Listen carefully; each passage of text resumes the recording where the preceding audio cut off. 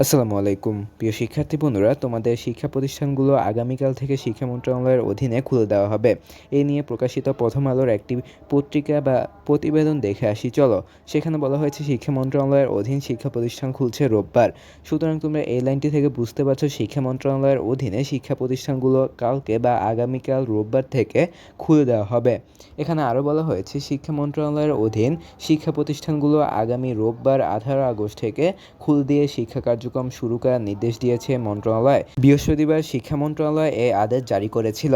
বৃহস্পতিবার শিক্ষা মন্ত্রণালয় কিন্তু মূলত এই আদেশ জারি করেছিল যে তোমাদের 18 আগস্ট থেকে সব ধরনের শিক্ষা প্রতিষ্ঠান খুলে দেওয়া হবে।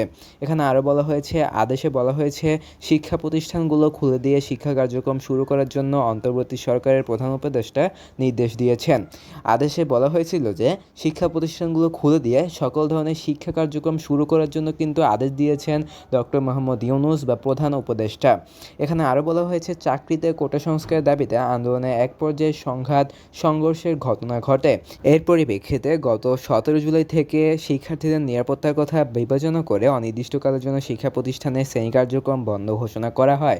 এরপর প্রথমে 4 আগস্ট থেকে 12টি সিটি কর্পোরেশন ও নরসিংদী পৌরসভা বাদে বাকি সরকারি প্রাথমিক বিদ্যালয় ক্লাস শুরুর কথা থাকলেও সেটিও বন্ধ করা হয়।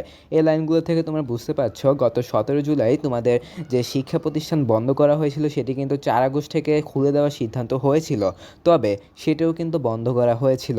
পরে আন্দোলনের মুখে শেখ হাসিনা সরকার পদত্যাগের পর 7 আগস্ট থেকে শিক্ষা প্রতিষ্ঠান খুলে দেওয়ার সিদ্ধান্ত হয়। কিন্তু উদ্ভূত পরিস্থিতিতে শিক্ষা প্রতিষ্ঠানগুলোতে তেমন একটা ক্লাস হচ্ছে না, উপস্থিতিও কম।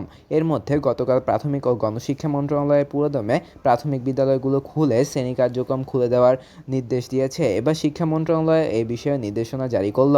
সুতরাং এই প্রতিবেদন দেখে বোঝাই যাচ্ছে যে তোমাদের গত 17 জুলাই থেকে যে শিক্ষা প্রতিষ্ঠানগুলো বন্ধ ছিল সেই শিক্ষা প্রতিষ্ঠানগুলো গত 4ই আগস্ট খুলে দেওয়া হয়েছিল বা খুলে দেওয়ার সিদ্ধান্ত হয়েছিল।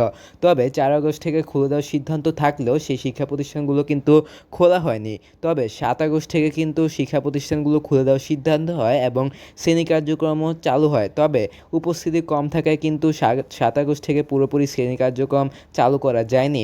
তবে এখন কিন্তু শিক্ষা মন্ত্রণালয় থেকে একটি নির্দেশনা জারি হয়েছে, যে নির্দেশনায় বলা হয়েছে যে আগামী 18 আগস্ট রোববার থেকে তোমাদের সকল ধরনের শিক্ষা প্রতিষ্ঠানে সকল ধরনের শ্রেণী কার্যক্রম পুরোদমে চালু থাকবে।